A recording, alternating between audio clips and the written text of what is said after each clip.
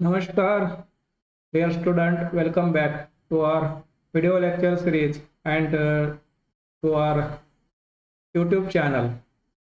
तर हे एक शैक्षणिक व्हिडिओ चॅनल आहे. या ठिकाणी तुम्हाला खूप सारे व्हिडिओ तुमच्या शैक्षणिक दृष्टिकोनातून पाहायला मिळतील की जे तुम्हाला परीक्षेसाठी उपयोगी होईल आणि आणखी खूप सारे इन्फॉर्मेशन पण आपल्या करिअर बाबत या ठिकाणी तुम्हाला मिळेल. गरज आहे की संयमानं पाहणं आणि थोडंसं समजून घेणं, कारण हे काही एखादी रील नाही इंस्टाग्रामवरले की जस्ट मनोरंजनासाठी 2 मिनिटं पाहिली आणि मग निघून गेलं, तसं या ठिकाणी होत नाही. तर हे शिक्षणाचं माध्यम आहे आणि त्यामुळं ते त्याच प्रकारे आपण घ्याल अशी आशा करू आणि आजचं हे व्हिडिओ लेक्चर आपण सुरू करू. तर obviously the video lecture is for the student of BA final SEM 6. It is on English compulsory and today we are going to learn chapter number 3. The title of this lesson is My Financial Career. Marathi मध्ये माझी आर्थिक कारकीर्द हे या लेसनचं title आहे. It is written by Stephen Leacock. Stephen Leacock was a Canadian humorist, doctorate in political science and political economy. He taught at McGill University and retired in 1936. He is the best known for his humorous writing. The chapter is humorous account of a person who is extra worried about his money. He takes his short amount of money, $56 only, as a big sum and want to deposit it in a bank. His behavior is so funny that it is sufficient to create humor. तर हा जो Stephen Leacock आहे हा मॅकगिल युनिव्हर्सिटीमध्ये शिकवायचा, तिथंच तो retire झाला. त्याची जी writing आहे ती विनोदी रायटिंग आहे आणि हा जो धडा आहे हा पण एक विनोदी धडा आहे.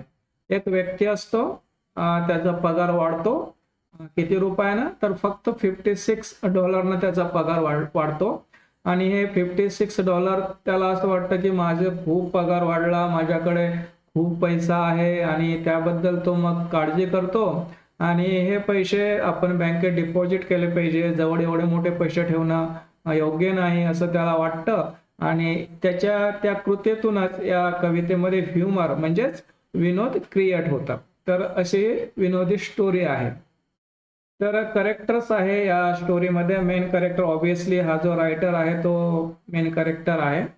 या स्टोरीमध्ये एक अकाउंटंट पण आहे, त्याचं नाव आहे मिस्टर मॅन्टोमेरी आणि एक बँकेचा मॅनेजर आहे, त्याचं नाव काही या स्टोरीमध्ये दिलेलं नाही. टायटल ऑफ द स्टोरी, स्टोरीचं टायटल जे आहे माय फायनान्शियल करिअर म्हणजे माझा हा पैशाबाबतचा व्यवहार. मग या टायटलकडे पाहिलं की असं वाटतं की कदाचित ही स्टोरी लेखकाच्या एखाद्या फायनान्शियल व्यवसायाबद्दल काहीतरी वर्णन असेल असं आपल्याला वाटतं जेव्हा आपण हे टायटल वाचतो तेव्हा. पण खरी गोष्ट याच्यातच सगळं ह्युमर दडलेलं आहे. तर या टायटलला एक्सप्लेन करा असा क्वेश्चन येतो. आपण हा व्हिडिओ त्याच दृष्टिकोनातून तयार करत आहोत की जेणेकरून सगळे क्वेश्चन या ठिकाणी कव्हर होतील आणि आपल्याला ते समजण्यात योग्य होईल. तर माय फायनान्शियल करिअर हे या स्टोरीचं टायटल आहे, ज्याचा मराठीमध्ये अर्थ होतो माझी आर्थिक कारकीर्द म्हणजे माझा व्यवसाय पैशाबाबतचा. From the title the reader expect it to be information about the job or career in finance. But it is not information about any job or career. The funny behavior of the narrator, the expectation of the reader remain unfulfilled. The story is about anxiety, confusion, misunderstanding, and waste of time for a very small amount. It is sharp comments on banking activities and show how the bank can be misled by a simple person. तर title आहे माय financial career आणि हे वाचल्या जे reader आहे वाचणारे आहे हे कवी धडा त्यांना वाटत असेल की कदाचित लेखकाच्या करिअर बद्दलची स्टोरी असेल, पण तसं नाही आहे. तर एक फनी एक विचित्र माणूस त्याची पैशाबाबतची अँझायटी म्हणजे चिंता, कन्फ्युजन, गोंधळ, त्याचं मिसअंडरस्टँडिंग, वेस्ट ऑफ टाइम याबद्दलची ही स्टोरी आहे. म्हणजेच जसं टायटल आहे त्याच्या अगदी वेगळी ही स्टोरी आहे. The story explain the routine of boring banking. It also explain both the bank and the customer become more confused. The simple activity of opening a bank account is so dull and time consuming. Really, no one wants to enter the bank again with joy and satisfaction. In short, the title seems to speak about a financial career, but in fact it does not deal with any such career but with the strange behavior of the narrator. In this story, the eagerness created by the title is not fulfilled. There is a difference between reality and appearance. तर title वेगळं आणि ही story वेगळी आहे आणि मग याच्यातच एक humour तयार होतं. टायटल आहे माय फायनान्शियल करिअर, पण स्टोरी आहे एका अशा विचित्र माणसाची की जो $56 एक खूप मोठी अमाऊंट समजतो, बँकेत जातो, अकाउंट ओपन करण्याचा प्रयत्न करतो आणि त्या ठिकाणी तो स्वतःही कन्फ्यूज होतो आणि इतरांनाही कन्फ्यूज करतो. अशा प्रकारे स्टोरीचं टायटल वाचून ज्या अपेक्षा मनामध्ये निर्माण होतात तसं मात्र या स्टोरीमध्ये अजिबात घडत नाही. Correct sketch of the narrator. ही आणखी एक महत्वाची गोष्ट आहे की या स्टोरी मधला जो नरेटर आहे त्याचं करेक्टर आपल्याला लिहायचं आहे. तर the narrator in the story is an ordinary man. His salary has increase by $56 only and he planned to deposit it in a bank. To open an account, he goes to the bank. He is a man of confusion and nervousness. He has too much excitement and worries about his less sum. The very little sum is takes as a very vast sum. When he entered the bank, he became more nervous. He did not know how to approach the manager.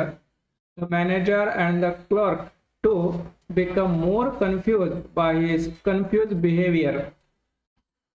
आता हे character असं आहे या story मधलं main character जे narrator आहे त्याचा पगार $56 वाढतो आणि त्याला वाटतो माझ्याकडे आता खूप पैसा आहे आणि हा एवढा मोठा पैसा मी जवळ ठेवणं चांगलं नाही आणि म्हणून तो बँकेत जातो अकाउंट उघडण्यासाठी, पण तिथं तो स्वतःही कन्फ्यूज होतो आणि इतरांनाही कन्फ्यूज करतो.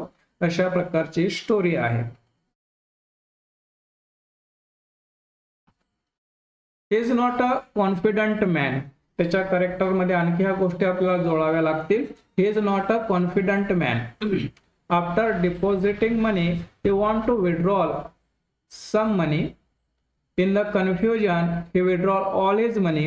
He hold his note with extremely alertness and tightly. He lacks emotional intelligence. He is unable to handle the emotions and the situation at the bank. In short, he is a man who becomes nervous. His nervousness destroys his common sense. Confusion, distrust, fear, anxiety, tension, a lack of emotional intelligence and common sense are the characteristics of the narrator. तर याच्या character मध्ये महत्वाची गोष्ट काय आहे की त्याच्याकडे common sense नाही, तो कन्फ्यूज आहे, तो डिस्ट्रस्ट आहे, फिअर आहे, एन्झायटी आहे, टेन्शन आहे आणि लॅक ऑफ इमोशनल इंटेलिजन्स आहे. ह्या सगळ्या गोष्टी त्याच्या करेक्टर मध्ये महत्वाच्या गोष्टी आहेत. तर असा हा गोंधळलेला व्यक्ती आणि हे त्याचं characteristics. The manager in the story. आता आपण या स्टोरीमध्ये जो बँक मॅनेजर आहे त्याचा करेक्टर पण थोडक्यात पाहू. कधी कधी असा पण प्रश्न असतो की त्या मॅनेजर बद्दल लिहा. He is a typical bank manager. He is a grave, calm but serious person. When the narrator wants to meet him alone, he becomes serious. He believes and thinks the narrator belongs to a rich family or a detective agency. It shows that manager is an example of a common bank manager. तर या story मधला जो manager आहे तो typical bank manager आहे, common bank manager आहे आणि साधा भोळा आहे, ग्रेव सिरियस आहे, गंभीर आहे, शांत आहे, असा तो व्यक्ती आहे. आणि जेव्हा लेखक त्याला म्हणतो की मला खूप सारे पैसे या बँकेमध्ये टाकायचे, तेव्हा त्याला ते खरं वाटतं आणि तो लेखकाला कुठेतरी वा डिटेक्टिव्ह असला पाहिजे किंवा प्रचंड श्रीमंत व्यक्ती असला पाहिजे असं त्या मॅनेजरला वाटतं. इन शॉर्ट तो एक कॉमन बँक मॅनेजर आहे. There are 2 humorous incidents in the story. या स्टोरीमध्ये 2 विनोदी प्रसंग आलेले आहेत. त्याचं वर्णन करा असा एखादा क्वेश्चन असू शकतो. तर ते दोन्ही प्रसंग आपण या ठिकाणी पाहणार आहोत. The incident occurred during a meeting between the narrator and the bank manager. The narrator asked the manager to meet him alone. The manager thought he had some secrets and the manager took him into a private room. The manager locks the room. Then the manager thought that the narrator was from Pinkerton's, a very famous detective agency. When the narrator said that he wanted to deposit his money in the bank, the manager thought he was the son of the very rich family of Baron Rothschild. But when the manager knew that the narrator wanted to deposit only $56 and $50 per month, the humor reaches its peak. तर या स्टोरीमध्ये विनोद कुठे आहे? हा जो आपला narrator आहे तो बँकमध्ये जातो, मॅनेजरला भेटतो आणि मॅनेजरला म्हणतो की साहेब मला पैसे डिपॉझिट करायचे आहे, मला तुम्हाला एकट्यात भेटायचं आहे. आणि तो मॅनेजर त्याच्यावर विश्वास ठेवतो, त्याला एका सेपरेट रूममध्ये घेऊन जातो आणि रूम आतून तो लॉक करतो. आणि खऱ्या अर्थाने इथंच हा विनोद तयार होतो, कारण तो एवढा मोठा मॅनेजर याच्यावर विश्वास ठेवतो. आणि मग ते लॉक वगैरे केल्यानंतर रूम त्याला वाटतं की हा काहीतरी प्रायव्हेट डिटेक्टिव्ह असला पाहिजे, ह्याच्याकडे काहीतरी सिक्रेट असलं पाहिजे असा विचार त्याच्या डोक्यामध्ये येतो. पण हा नरेटर म्हणतो की साहेब मला पैसे डिपॉझिट करायचे आहे.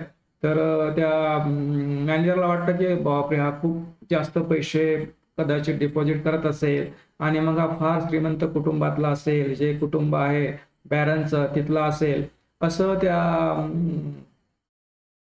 मॅनेजरला वाटतं. पण खरा विनोद तर तेव्हा तयार होतो की एवढं सगळं हे ड्रामा झाल्यानंतर हा लेखक म्हणतो की साहेब मला $56 फक्त डिपॉझिट करायचे आहे आणि त्याच्यानंतर मी प्रत्येक महिन्याला फक्त $50 डिपॉझिट करणार आहोत. आणि या ठिकाणी खूप सारा विनोद या स्टोरीमध्ये आपल्याला पाहायला मिळतो. तर हा एक प्रसंग आहे, इन्सिडेंट आहे या स्टोरीमध्ये की जो ह्युमेरियस आहे, विनोदी आहे. दुसरा एक प्रसंग आहे या स्टोरीमध्ये, तोही ह्युमेरियस आहे. तो प्रसंग आहे the second incident is about withdrawing his money. In few seconds after depositing money, he want to withdraw only $6. The bank guided him to write a check. The people take it as a sign that he is a very rich man and could not write a check. In the nervousness, he write the entire amount of $56. Then he decided never to come to the bank to deposit the money.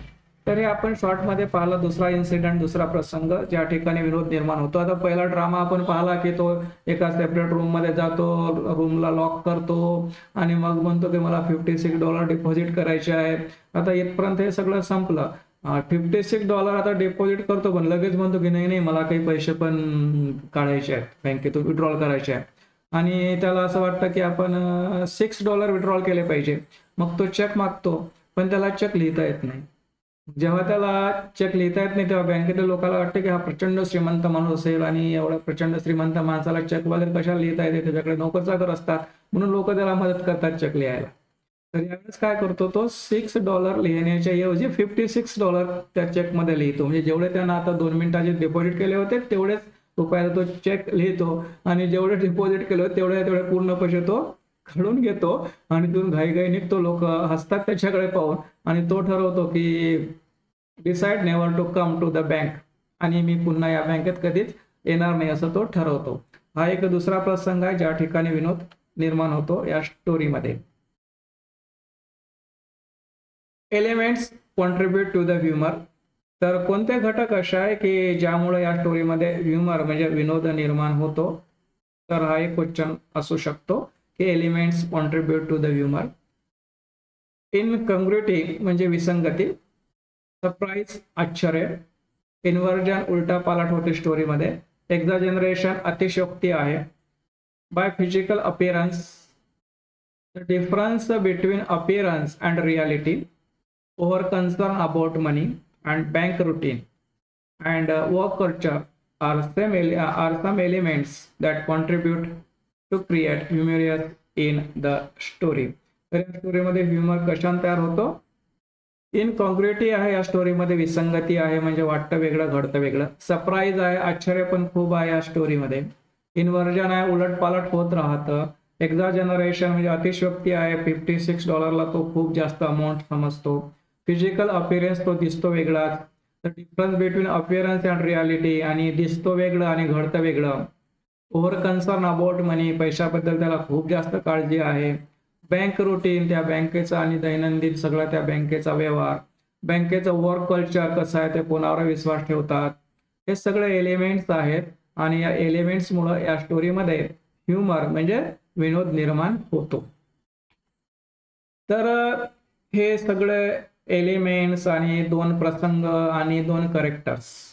एक नरेटरचा characters, bank मॅनेजरचा characters आणि दोन incidents, दोन प्रसंग की ज्यामुळं या स्टोरीमध्ये ह्युमर तयार होतो. आणि ह्युमर तयार होण्याचे काही घटक एवढा भाग या स्टोरीमध्ये महत्त्वाचा आहे.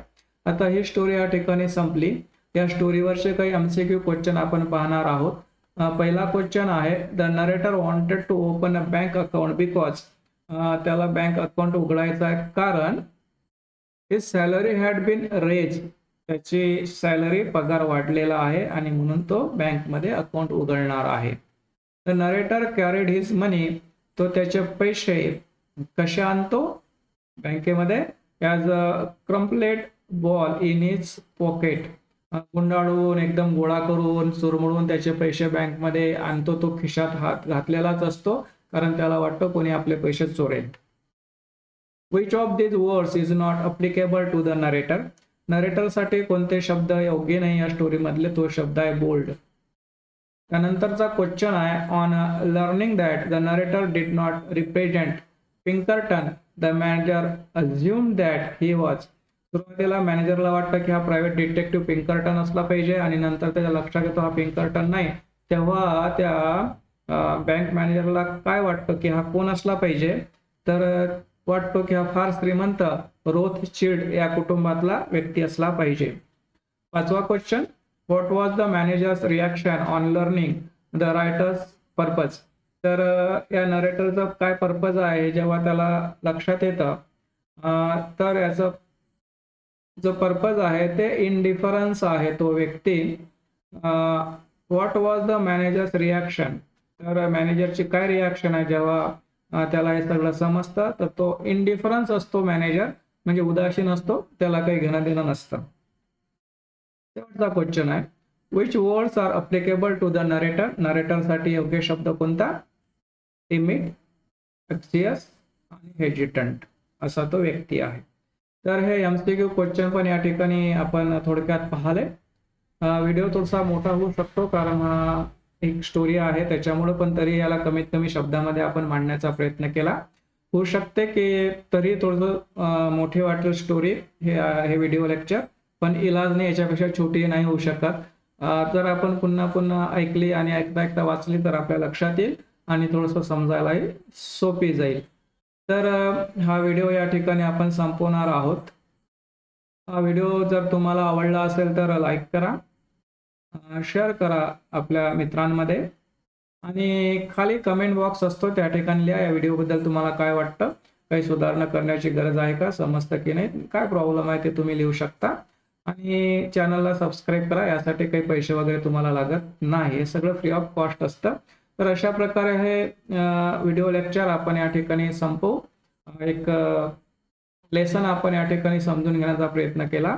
तो तुम्हाला समजेल अशी आपण आशा करू. अभ्यास करा, अभ्यास एन्जॉय करा आणि सतत काही ना काही चांगलं करत राहा टाइम वेस्ट केल्यापेक्षा.